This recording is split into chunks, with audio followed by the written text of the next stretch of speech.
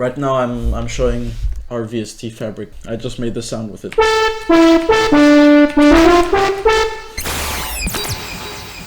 If you don't know what Fabrik is a new VST on the market in the beta phase, and we've been working on this synth now for almost a year.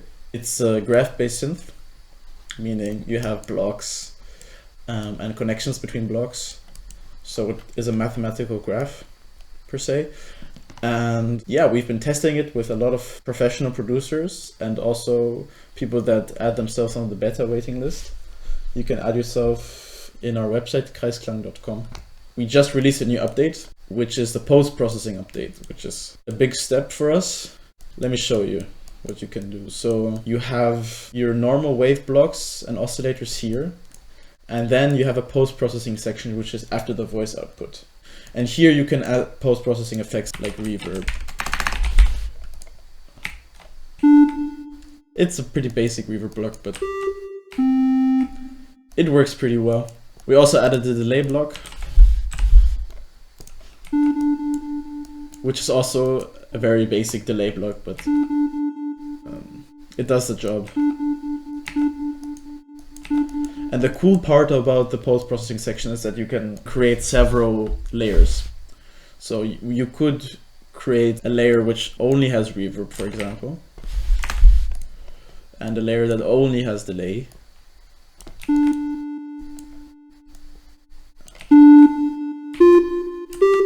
And they would play separately. So the delay is not affected by the reverb and the reverb does not affect the delay. Which is very different to the normal effects section that you would have when you add a reverb and a delay. They affect each other.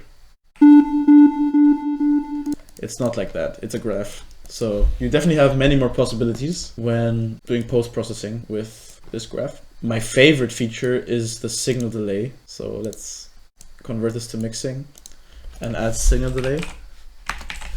And signal delay already was really crazy before we had post-processing, but now you can take the signal delay and route it back to a pre-post-processing source. So I could frequency modulate the post-processing effects back into the saw, and yeah, this is fucking nuts.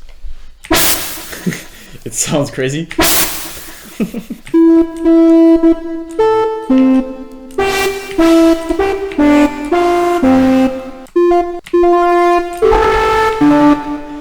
And this is very useful to recreate natural sounds. Like if you have reverb and delay and you have a signal delay routing back into a wave like this, you can recreate horn sounds very easily. Let me try to make this more like a horn as well.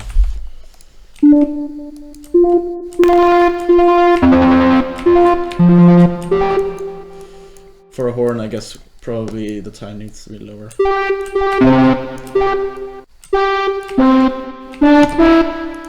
We probably need an envelope here. Make it the shape of a horn.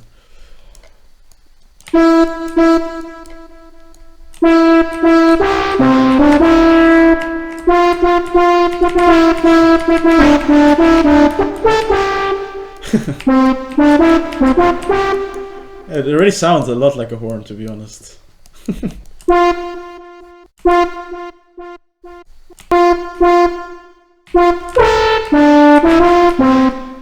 Sounds like a trumpet a little bit.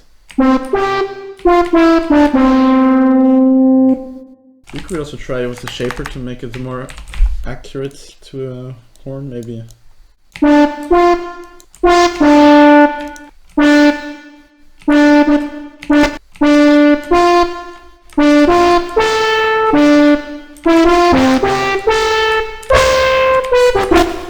I think it sounds pretty accurate. Let's save this one. Horny horn. By myself. So signal delaying in the post-processing section is definitely really crazy.